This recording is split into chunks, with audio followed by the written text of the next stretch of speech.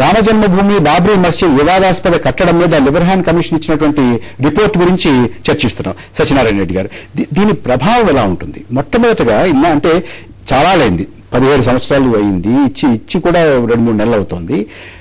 ఇన్నాళ్ళు ఎందుకు బయట పెట్టలేదంటే ప్రభుత్వ వర్గాలు ఏం చెప్తున్నాయంటే ఇప్పుడు 26/11 వస్తుంది, తర్వాత డిసెంబర్ 6వ తారీఖు వస్తుంది. ఇంత ముందు గనక ఈ నివేదికని బయట పెడితే అనవసరంగా మతపరమైనటువంటి ఘర్షణలు జరిగే అవకాశం ఉంది. డిసెంబర్ 6 తర్వాత ఇద్దాము అని అనుకున్నాము, కానీ ఈలోగా లీక్ అయింది కాబట్టి ఇప్పుడు పెట్టామని అంటున్నారు. అంటే జరగకూడదు ఏదైనా జరుగుతుందేమో అని భయపడి ఇవ్వలేదని అంటున్నారు. ఇప్పుడు తీరా ఇది బయటకు వచ్చింది, దీని ప్రభావం ఎలా ఉంటుంది? ప్రజల్లో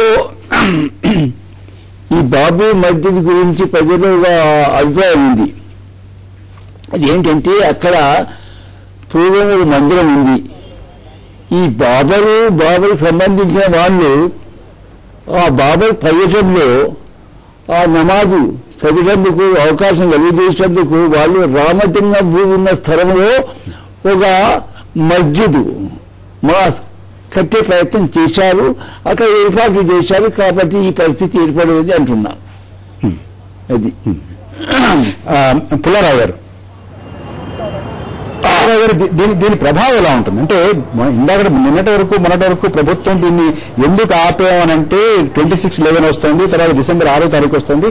దీని ముందు గనక ఈ నివేదికను బయట పెడితే అనవసరమైనటువంటి మత ఘర్షణలకు తావిచ్చిన వాళ్ళు అవుతారేమో అని చెప్పి ఆపాము.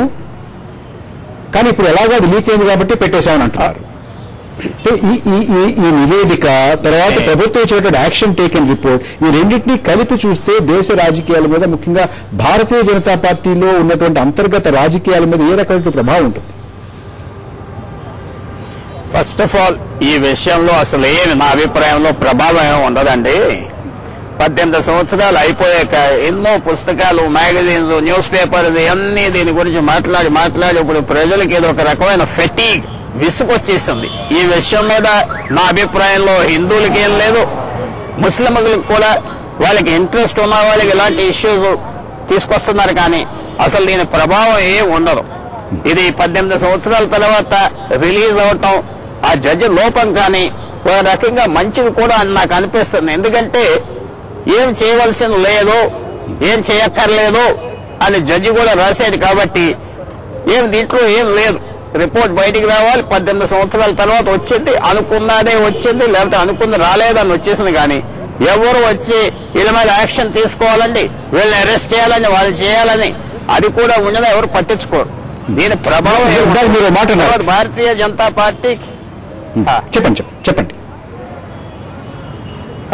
భారతీయ జనతా పార్టీకి కూడా ఏమి ఉపయోగం లేదండి.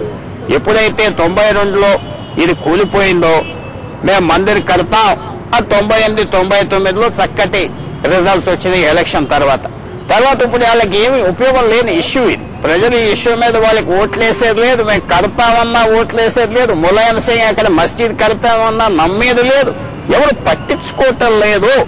ఎన్నో విషయాలు 92 నుంచి ఈవేళకి జరిగినాయి కనుక జనాభా కూడా మారిపోయింది.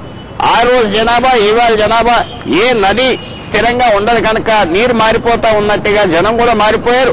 ఆ రోజు జనం ఇవాళకి 40% జనం లేరు, కొత్త జనం ఉన్నారు. కాబట్టి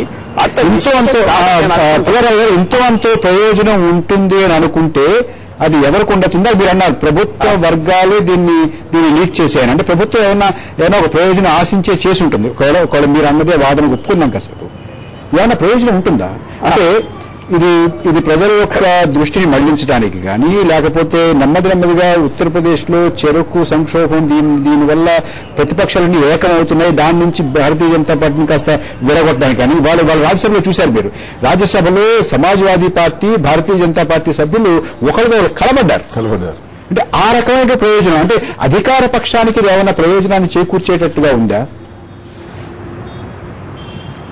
నా అభిప్రాయం ఏమిటంటే ఒక కళ్యాణ్ సింగ్ కి ఉపయోగం.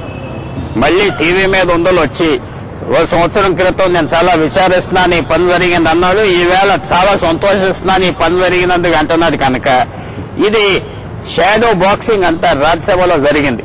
సమాజ్వాదీ పార్టీ, బీజేపీ వాళ్ళు ఏదో ఇది ఇష్యూగా తీసుకొద్దాం, మనకేదో కొంచెం లాభాలు వస్తాయని ఆశిస్తున్నారు. కానీ నా అభిప్రాయంలో ఇది సమాజ్వాదీ పార్టీకి ఉపయోగం లేదు, బీజేపీకి ఉపయోగం లేదు, ఇది కాంగ్రెస్ పార్టీకి ఈవేళ రేపు ఎల్లుండ ఆ డిస్ట్రాక్షన్ వరకే. కానీ ఈ రిపోర్ట్ వల్ల, ఈ విషయం వల్ల ప్రజలు ఇందాక అన్నారు వెంకయ్యనాయుడు గారు, మర్చిపోవటం మంచిది, ముందలకెళ్ళటం మంచిది అని వచ్చింది.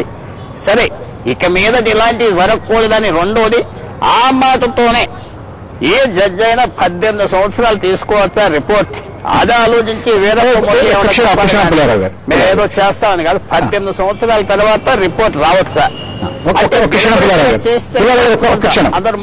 కాబట్టి ఇష్యూకి ఇంకా ఇంపార్టెన్స్ లేదు ఇష్యూ. నరసింహరావు గారు, ఇప్పుడు మనం మాట్లాడుకున్న దాంట్లో ముఖ్యమైనటువంటి ఒకటి, కొత్తగా తెలిసిందేమీ లేదు ఈ రిపోర్ట్ వల్ల, నెంబర్ 1. నెంబర్ 2, ప్రభుత్వం ఇది కావాలని ఏదో ఒక చిన్న ప్రయోజనాన్ని ఆశించి చేసినా కూడా చాలా, ఆయన చెప్పినా మనం అనుకున్నా కూడా అది చాలా పరిమితమైనటువంటి ప్రయోజనం మాత్రమే కదా, ఏదో 1 రోజు 2 రోజులు దృష్టి మళ్లించడానికి తప్ప పెద్దగా ఉపయోగపడేది కాదు. రెండోది.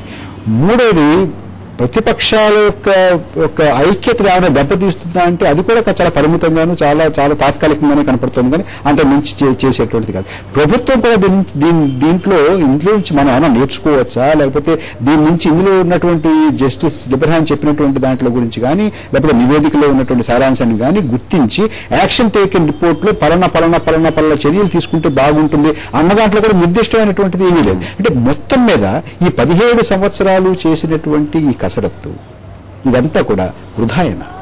అంతే. దీని ద్వారా నేర్చుకోవాల్సింది ఏంటంటే, న్యాయ విచారణలో శుద్ధ దండగా ఇక ఎప్పుడు ఎవరు వేయకూడదు, న్యాయ విచారణ ఏమని బుద్ధున్న వాళ్ళు ఎవరు కోరరు ఈ భవిష్యత్తులో.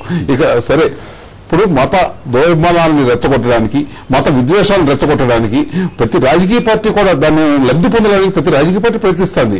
కానీ వాళ్ళ విషయం ఏంటంటే, ప్రజలు అంత తేలిగ్గా ఉత్తేజితులయ్యే పరిస్థితి లేదు.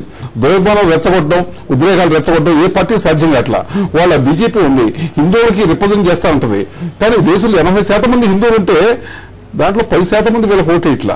ఓట్లు లేనప్పుడు అసలు మరి ఇంకో ఉపయోగం ఉంది అంటే, హిందువులే వాళ్ళు నమ్మట్లా, హిందువులకి మీరు రిప్రజెంటేటివ్ అనే వాళ్ళే హిందువులు నమ్మట్లా. అంటే మత ప్రాతిపదిక మీద ముస్లింలు కానీ హిందువులను కానీ రెచ్చగొట్టాలని ప్రయత్నించడం, ఇద్దరి మధ్య వైషమ్యాలు రెచ్చగొట్టాలని ప్రయత్నించడం వృధా ప్రయత్నమే తప్ప వాళ్ళకి రాజకీయంగా ఎవరికి లబ్ధి చేకూర్చదు. ఇది గత కొన్ని ఏళ్ళగా నేర్పుతున్న చరిత్ర అది. అందువల్ల వాళ్ళ వృధా ప్రయత్నాలు మార్చుకోవాలి. బీజేపీ కూడా ఇప్పుడు రామ జన్మభూమి మళ్ళీ కడతాం, రామాలయం మళ్ళీ నిర్మిస్తాం, దీన్ని కూడా అవుట్డేటెడ్ అంటారు. అసలు ప్రజలు దానికి అనుగుణంగా లేరు. సత్యనారాయణ రెడ్డి గారు ఒక గవర్నర్ గా పనిచేసినటువంటి వారిగా, ఒక సీనియర్ రాజకీయవేత్తగా, ఒక న్యాయవాదిగా, ఒక దేశ రాజకీయాలను అనేక సంవత్సరాలుగా అధ్యయనం చేస్తున్నటువంటి వారిగా ఈ లిబర్హాన్ కమిషన్ నివేదిక, గవర్నమెంట్ ఇచ్చినటువంటి ఏటీఆర్, దీని ప్రభావం ఏముంటుంది అసలు? నిజంగా చూడబోతే సామాన్య ప్రజల్లో ఈ నివేదిక గురించే కానీ, ఈ సమస్య గురించి కానీ ఏం శ్రద్ధ లేదు, పట్టించుకోరా. ఇది మర్చిపోయారు. దాన్ని రేటించే లాభం లేదని అనుకుంటున్నాను. పుల్లారావు గారు, కనీసం ఈ నివేదిక, దీని గురించి ఇప్పుడు జరుగుతున్నటువంటి చర్చ, ఈ వివాదం ఉత్తరప్రదేశ్ రాజకీయ సమీకరణాల మీద ఏమన్నా పడే అవకాశం ఉందా? దాని ప్రభావం ఏమీ ఉండదండి. ములాయం సింగ్ ఎంత ఏమి చేసినా ఆయన ఇప్పుడప్పుడే ముస్లింస్ ని ఓటు సంపాదించుకోవడం కష్టం. ముస్లింస్ కొంచెం దూరంగా అయిపోయారు. ఆయన ఏదో ఇలాంటి చేయటం తప్పదు కనుక చేస్తున్నాడు. బీజేపీకి కూడా ఏం ఉపయోగం లేదు. హిందూ ప్రజలు ఎవరైతే ఓటేస్తున్నారో వాళ్ళకి వేరే కారణాలు వేస్తున్నారు. కానీ ఇవాళ ఏదో రామ్ మందిర్ చేసేస్తున్నారనే ఇది సబ్జెక్ట్ కాదు. ఇది సబ్జెక్ట్ రాజకీయంగా లాభం వచ్చేది కాదు అని మాత్రం నాకు పూర్తి నమ్మకం. ఉత్తరప్రదేశ్ లో కూడా ఇదే ఉపయోగం పడదు. ఇది ఇష్యూ కాదు ఇంకా నా అభిప్రాయం అండి. పుల్లారావు గారు, ఒకసారి మీరు ఈ లిబర్హాన్ కమిషన్ యొక్క కార్యకలాపాలు మీరు నిశ్చితంగా అధ్యయనం చేస్తూ వచ్చారు, దాన్ని ఫాలో అవుతూ వచ్చారు కదా. 2007వ సంవత్సరానికి వెళితే, కొంచెం వెనక్కి వెళితే, అనుపమ్ గుప్తా అని ఈ కమిషన్ కి న్యాయ సలహాదారుగా ఉన్నటువంటి ఒక ముఖ్యమైనటువంటి న్యాయవాది జస్టిస్ లిబర్హాన్ తోటి విభేదించి బయటకు వచ్చారు. విభేదించడానికి ముఖ్యమైనటువంటి కారణం ఏంటంటే, లిబర్హాన్ కి ఎక్కడో ఒక చోట ఎల్కే అద్వానీ అంటే ఒక సాఫ్ట్ కార్నర్ ఉంది, ఆయన అంటే ఒక గౌరవభావం ఉంది, ఆయన ఏమైనా సరే ఇందులోంచి బయటపడేయాలి అనేటటువంటి ప్రయత్నంలో ఉన్నారు అనే మాట ఆయన బయటకు వచ్చి అభియోగం చేశారు. ఇవాళ ఆయన మాట్లాడే మాట కూడా అటల్ బిహారీ వాజ్పేయి ఒక్కసారి కూడా విచారించకుండా, ఒక్కసారి కూడా ఆయనతో మాట్లాడకుండా అటల్ బిహారీ వాజ్పేయిని కూడా ఇందులో నిందితుడిగా చేయడం అంటే ఎల్కే అద్వానీ మీద ఉన్నటువంటి ఆ గాంభీర్యతని, ఆయన మీద ఉన్నటువంటి ఆరోపణలకు గాంభీర్యతని, ఆ సీరియస్నెస్ ని తగ్గించడానికి చేశారేమో అనేటువంటి ఆరోపణ కూడా వస్తుంది. అంటే లిబర్హాన్ మీద ఆయన విశ్వసనీయత మీద ఒక ప్రశ్న ఉదయిస్తుంది. రెండవది, పివి నరసింహారావు గారు ప్రధానమంత్రిగా ఉండి దీన్ని ఏమీ పట్టించుకోకుండా పెద్దగా చర్య తీసుకోలేదు, అయినా కూడా ఆయన క్లీన్ చిట్ ఇచ్చారనంటే అసలు ఆయనకి లిబర్హాన్కి ఉద్యోగం ఇచ్చిందే పివి నరసింహారావు కాబట్టి ఆయన పట్ల కూడా అంతో మెతకగానే లిబర్హాన్ వ్యవహరించారు అనేటువంటి ఆరోపణ కూడా వస్తుంది. మీరేమంటారు దీనికి? నేను ముఖ్యంగా లిబర్హాన్ గారు 18 సంవత్సరాలు తీసుకుని చక్కగా ఇది బ్రహ్మాండమైన ఉద్యోగంగా చేశాడు. ఆయన వాజ్పేయి గారు రాజకీయంలో ఇంకేం పదవి లేదు, మళ్ళీ రాదని ఆయన మీద రాశాడు. పివి నరసింహారావు గారు ఎస్పీ చవాన్ మీద రాస్తే కాంగ్రెస్ పార్టీ కోపం వస్తుంది కనుక వాళ్ళ మీద రాయలేదు. చాలా జాగ్రత్తగా రిపోర్ట్ ఏ ప్రభుత్వం ఉంటే రిలీజ్ చేయాలో ఆలోచించి, బీజేపీ గవర్నమెంట్ ఉన్న టైంలో రిలీజ్ చేయలేదు కదండి రిపోర్ట్ లిబర్హాన్ గారు. ఆయన చాలా ఆలోచించి ఇది ఒక డిప్లొమాటిక్ గా ఎవరికి నొప్పి లేకుండా, ఎవరికైనా నొప్పి పెడితే వాళ్ళు తిరిగి నన్నేం అనకుండా చేయాలని రాసిన రిపోర్ట్. దీనికి వాల్యూ లేదు. ఇందాక నేను చెప్పిన మాట, ఇలాంటి వాళ్ళని ఇలాంటి రిపోర్ట్స్ రాయమని పెడుతూ దేశానికి న్యాయం చేశామా, లేకపోతే ఇలాంటి వ్యక్తి అని తెలిసి ఈయన అపాయింట్ చేశారా? 18 సంవత్సరాలు ఇలా చేసే మనిషి ఎక్కడైనా ఉన్నారా మనం ఆలోచించుకోవాలని నా అభిప్రాయం. నరసింహారావు గారు, అంటే అసలు ఇంకో చిన్న విషయం అండి, ఒక పురాతన కట్టడాన్ని కూలగొట్టడం నేరమా కాదా? అసలు ఇప్పుడు ఒకవేళ వాళ్ళు కూలగొట్టారని అనుకుందాం, అద్వానీ వీళ్ళంతా కూలగొట్టారని అనుకుందాం, ప్రభుత్వం వాళ్ళ మీద కేసు పెట్టే పరిస్థితి లేదు. అది ఏ చట్టం ప్రకారం కూడా నేరం కాదు. అది రిలీజియస్ ప్లేస్ కాదు, first of all religious place కాదు, విదేశం అది. అందువల్ల అసలు దాని మీద కమిషన్ చేయటమే ఆవిడ కంటి తోడుకు చర్య చేశారు. ఈయన ఆ రిపోర్ట్కి 18 ఏళ్ళు తీసుకుని వారు అన్నట్టు పుల్లారావు గారు